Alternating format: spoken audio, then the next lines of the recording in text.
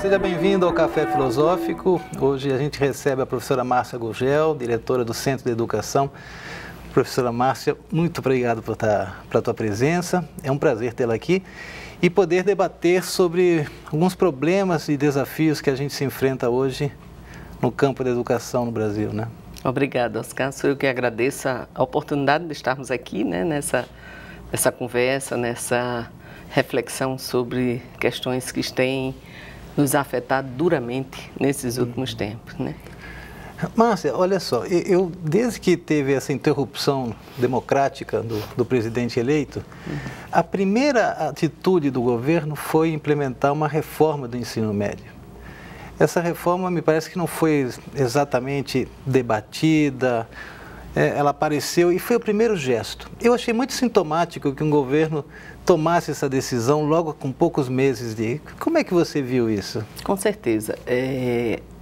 Na verdade, eu avalio que é um conjunto de reformas, né, no qual está inserida a reforma do ensino médio. Para mim, a gente fala muito da questão do desmonte da educação, né, e da própria forma como as políticas vêm sendo modificadas e reconduzidas. Eu avalio que nós estamos implantando um outro projeto de educação no país. Não é só uma questão de uma crise, mas a confrontação entre outros projetos. E nesse projeto sempre tivemos um embate forte em relação às reformas que deveriam ser feitas. Uma delas, a reforma do ensino médio, que a gente avaliava já, e o próprio Centro de Educação, nós participamos da coordenação do Pacto Nacional pelo Fortalecimento do Ensino Médio, e desde os governos anteriores, o governo da presidenta Dilma e do presidente Lula, já vinha sendo discutida a necessidade de uma reforma no ensino médio. E o pacto trazia no seu contexto essa discussão também da reforma.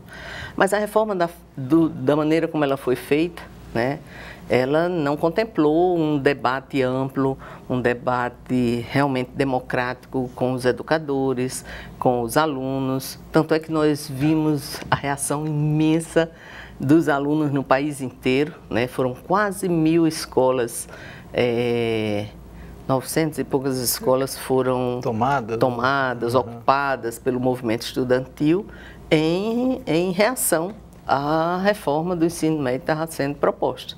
Ela traz elementos extremamente que desqualificam, né? Você perde a continuidade dentro da própria, que é previsto na própria LDB e na Constituição Federal, da continuidade da formação do aluno nos diferentes níveis. Ela traz as questões das ênfases, que a gente avalia que o aluno que escolher, por exemplo, a ênfase na área das humanas, ele certamente não terá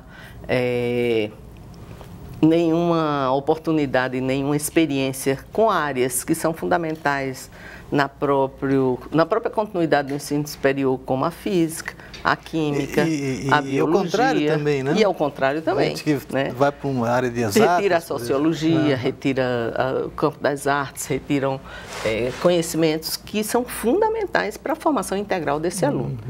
Então, foi uma reforma muito polêmica, está sendo ainda, traz a proposta de educação integral também. E diante das condições das escolas, especialmente no estado do Rio Grande do Norte, essa tem sido uma grande dificuldade. O governo do estado coloca a perspectiva de estabelecimento de convênios para reformas, para equipar as escolas, para mudar essa estrutura e dar condições para que o aluno fique o dia inteiro na escola. Mas esse é um processo muito lento, né? É algo que, de certa forma, aprofunda a desigualdade de oportunidades entre os alunos. Eu acho, para o aluno trabalhador, para o aluno do curso noturno. O aluno da rede particular, quem tem condições de pagar um bom colégio, certamente vai ter acesso a todos. A todos. Ninguém vai deixar de estudar determinada área porque tem que seguir um currículo, né? Por isso que eles vão pagar muito. Né? Agora, de fato, eu percebo, e aí eu concordo, eu acho que é isso mesmo, né?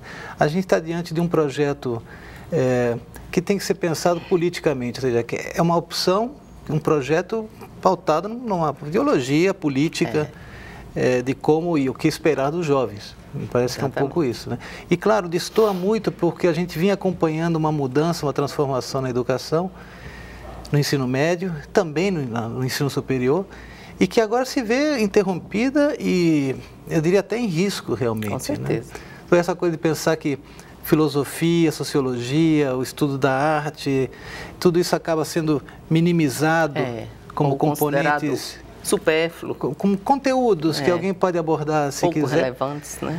Quando, na verdade, os parâmetros curriculares anteriores determinavam, por exemplo, no caso da filosofia, o ensino da filosofia se deve especialmente para a constituição plena da cidadania. Com certeza.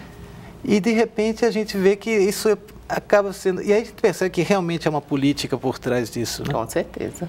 Não formar um cidadão capaz e pleno de poder se realizar né, como membro de uma sociedade. Né? O que a gente vinha construindo, e isso está previsto nas diretrizes curriculares para o ensino médio, que já tinham sido aprovadas pelo CNE, se eu não me engano, foi 2010, 2009, 2010. Quando a obrigatoriedade...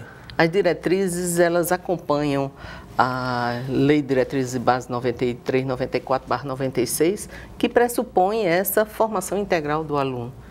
Pressupõe a formação crítica, uma sólida formação teórico-prática do aluno. Pressupõe a articulação entre formação geral propedêutica com uma formação profissional. Né? E isso os institutos federais de educação vinham fazendo muito bem.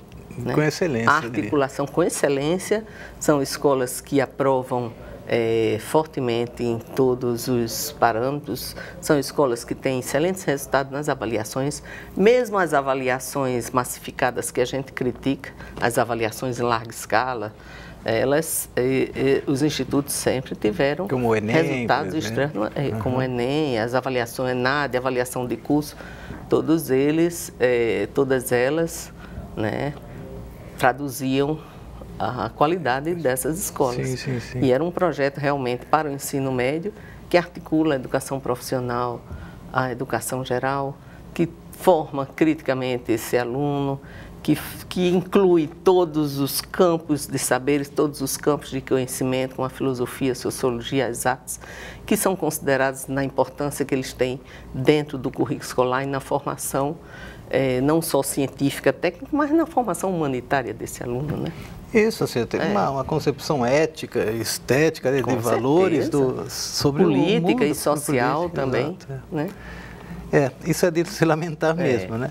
Agora, pior é que, paralelo a isso, vão aparecendo iniciativas do governo, pouco debatidas, e que vão mostrando o caminho que quer seguir, né?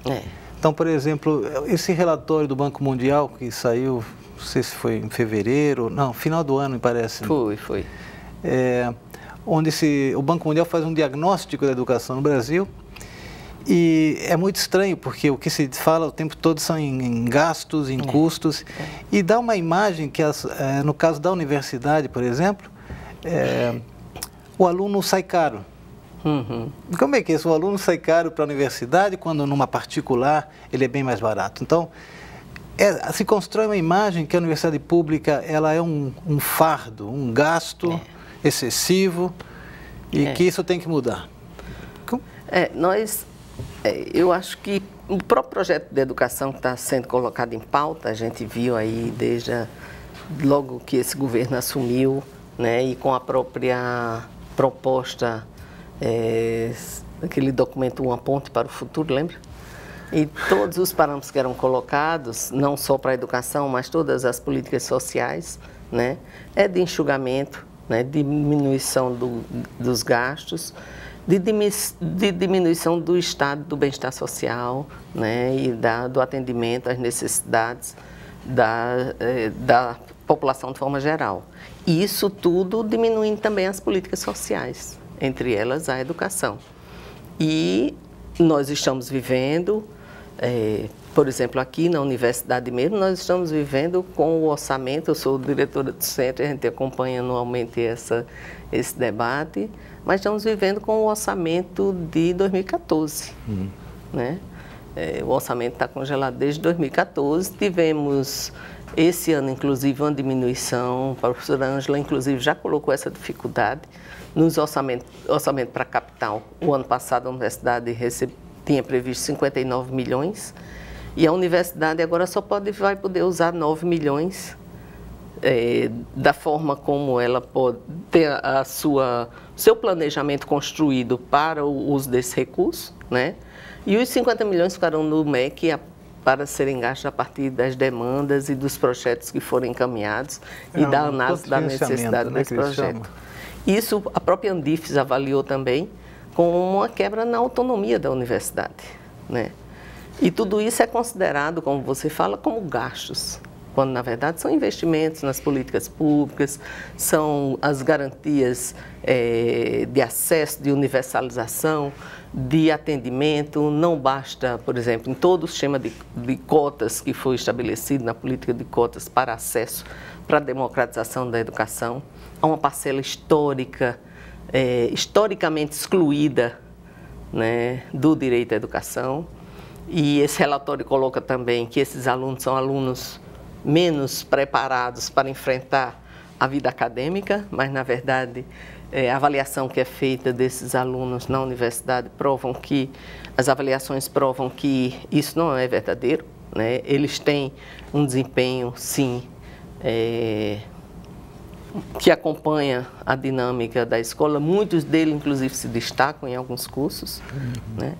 E temos para isso as políticas de assistência também, né? A construção de residência universitária, a construção de restaurantes universitários, a assistência, por exemplo, ao aluno, à mãe aluna, ao aluno trabalhador, né? As políticas de alunos que vêm do interior, que precisam de uma bolsa de assistência para permanecer no curso. Você tocou num ponto agora... Tudo isso diz respeito a esse investimento na educação. Isso não é gasto. Mas porque o relatório esse do Banco Mundial não usa a palavra investimento. Não. Ele só usa gastos e custos e devem ser diminuídos, né?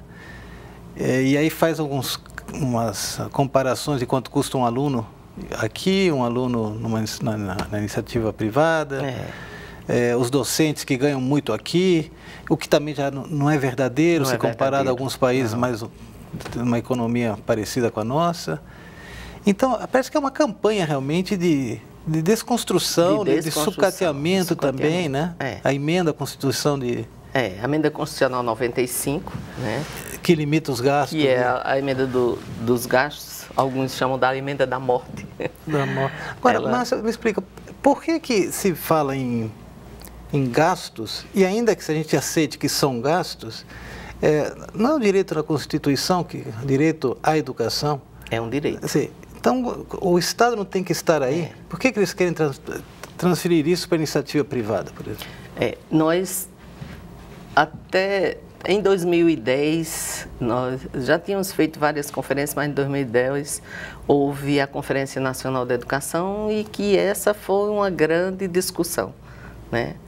Em 2014 é a segunda conferência, nós tínhamos previsto a terceira conferência agora para 2018, mas com a ruptura que aconteceu no próprio Fórum Nacional da Educação, a retirada das entidades, o fórum teve toda aquela mudança, a conferência passou para novembro e nós passamos a integrar o Fórum Nacional Popular da Educação, que está realizando outra conferência. E nessa dinâmica de debates e reflexões nesses 8 anos, são 8 anos de discussão, nós avaliamos, inclusive eu fui o ano passado para o seminário de avaliação dos primeiros 3 anos do PNE, e nós tínhamos entre os palestrantes, as pessoas que estavam analisando a implantação do plano, uma ideia comum que é muito forte, né? O Plano Nacional da Educação ele tem 10 metas, desde a universalização da educação infantil ao ensino médio, né? Do atendimento como um direito de toda a população, né? Isso não inclui a creche, por exemplo, que a creche ficou com 50% para atendimento para as crianças até 3 anos. Hoje nós chegamos a 24%, 25% de atendimento no país inteiro.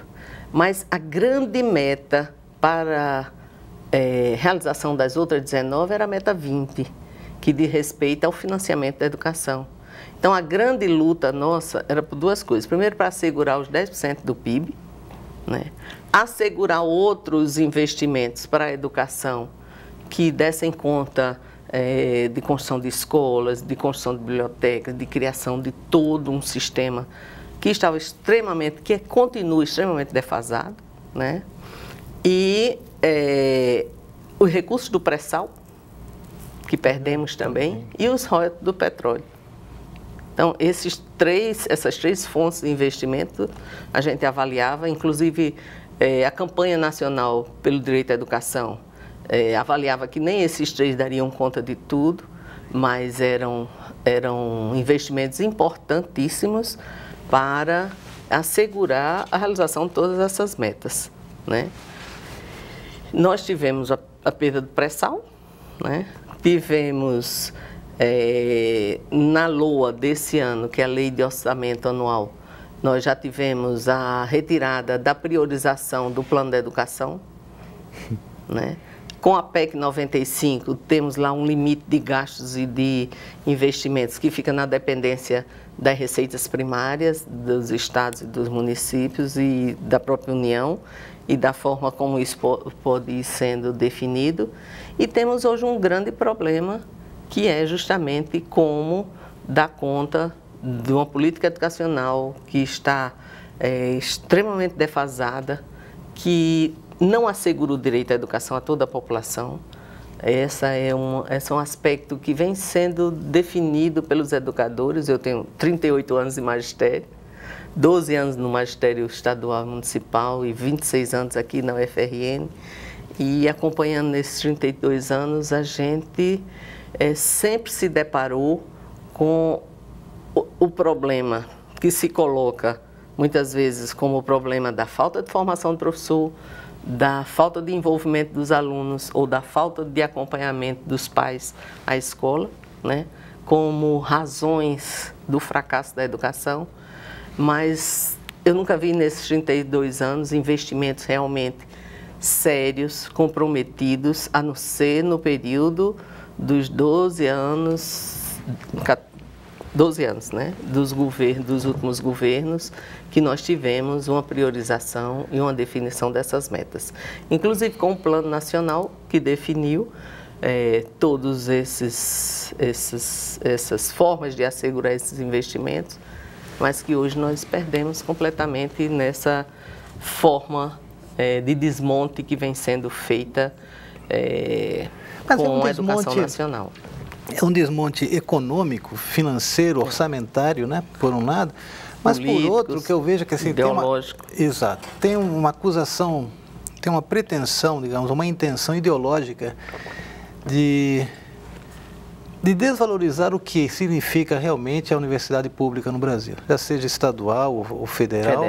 É uma estratégia, a gente percebe que é uma estratégia, por exemplo, nesse relatório do Banco Mundial, de falar que os nossos estudantes das universidades públicas, na verdade, pertencem às camadas mais ricas da população. E você me comentava que, na verdade, mais da metade dos estudantes vem de famílias com menos de 3 salários mínimos de renda. Exatamente, e que entraram por meio das cotas, né, são alunos que vieram majoritariamente da escola pública. A universidade fez essa opção, né? A cota é definida por aquele aluno que vem, que teve todo o seu percurso formativo realizado na escola pública, né? E esses alunos normalmente são alunos que vêm de famílias que não têm uma renda que assegure, inclusive, que eles estudem em escolas privadas. Considerando também aí, como escolas públicas, os próprios institutos federais de educação. Sim, que tem também curso superior. Que também tem curso superior, mas no ensino fundamental ele precisa também estar na escola pública. Não são os alunos da escola privada que vão fazer o teste. Você tocou um ponto importante nessa hora, que também é pensar que esses jovens que estão entrando na universidade, que pertencem a uma família talvez com menor renda, ele também carrega problemas de que forma a universidade pode colaborar, uma vez que ele já fez jus a estar aqui dentro, né? Por exemplo, Muitas vezes uma mãe que tem que trazer um filho para a sala de aula, a universidade não recomenda isso, não há nada expresso sobre isso a rigor, né? Não existe nada, nenhuma forma de proibição. Eu já tive alunas que tiveram que trazer seus filhos para a sala de aula, mas eu acho que isso está relacionado à questão da necessidade também de maiores investimentos, né, nas políticas sociais. Né? Como eu vinha falando com você, uma das metas, a meta 1 do Plano Nacional da Educação é o atendimento em creche, né, em educação infantil, de forma geral. Você falou que até 25%. Nós temos hoje uma defasagem imensa no atendimento, isso não é só no noturno, mas é no diurno. No noturno nós temos um problema mais sério, que nós não temos creches noturnas, né? E não temos formas de atendimento às mães que necessitam estudar.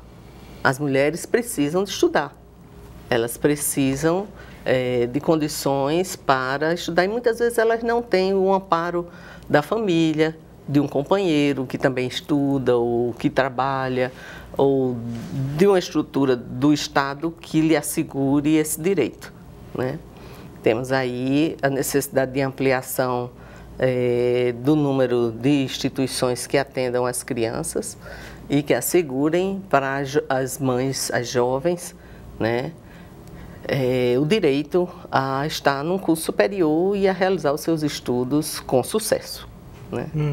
É porque parece que tem que ter algo além do mérito de ter passado por um exame nacional e ter ingressado, conquistado a vaga. Com certeza. Parece que tem algum mérito aí que eu quero dizer, precisa ter um certo dinheiro, pertencer a uma classe social mais...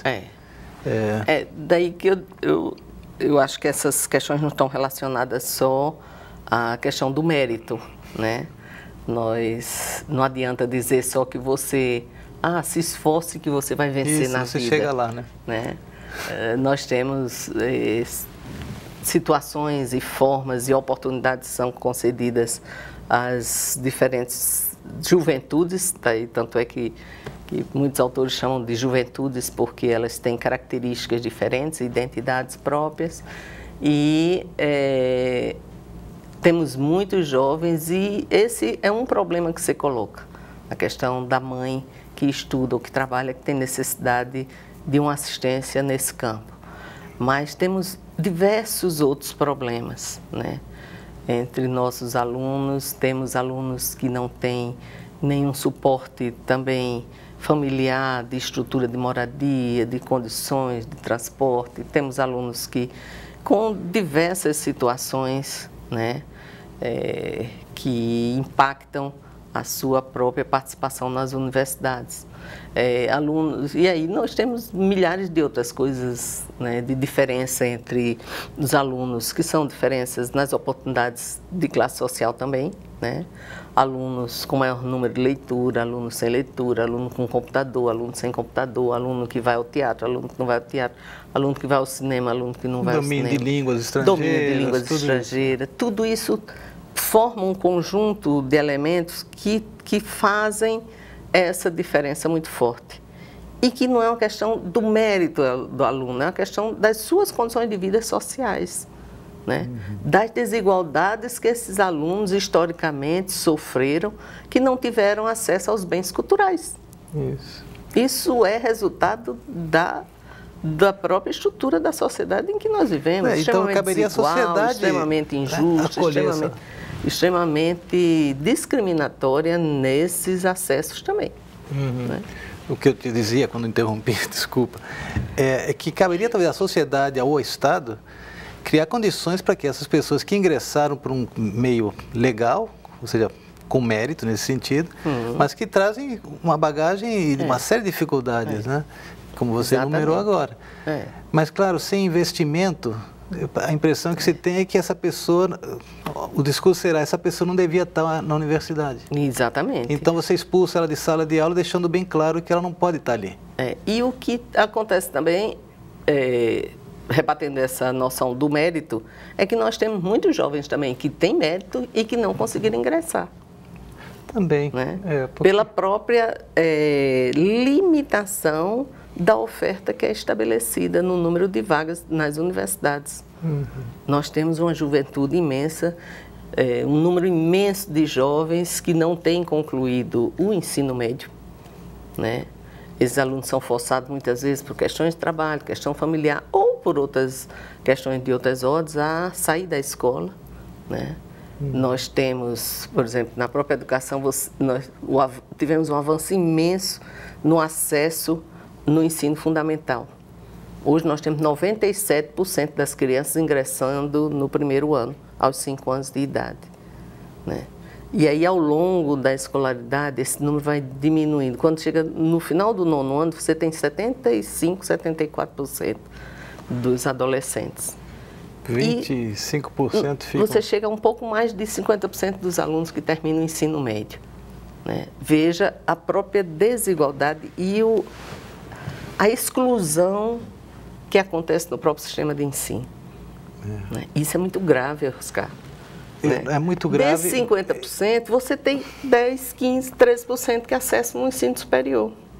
Mesmo considerando que nós temos... aí é uma grande crítica que é feita pelo documento das universidades públicas, mas nós não temos nem 20%, eu acho que não chega a 20%, não estou com esse número exato, de universidades públicas. O grande sistema universitário superior é privado. Se vamos fazer a análise da precariedade, da precarização do ensino, vamos incluir o ensino privado, com cursos aligerados, com cursos superficiais, com todo cursos mundo de coisa para a gente conversar, mas nosso tempo já estourou, Márcia. Mas são questões que a gente tem que voltar a falar, sérias, certamente. Que daria assim, um grande debate em muitas questões. Você veja que nós tocamos nas questões do relatório e do ensino superior, Márcia mas tem muita coisa. Obrigado, diretora do Centro de Educação da UFRN. Obrigado por nos passar essas informações, tanta coisa para a gente pensar. De repente você volta mais para frente. Obrigada a você, Oscar. E você que está em casa já sabe que semana que vem tem mais. Até lá.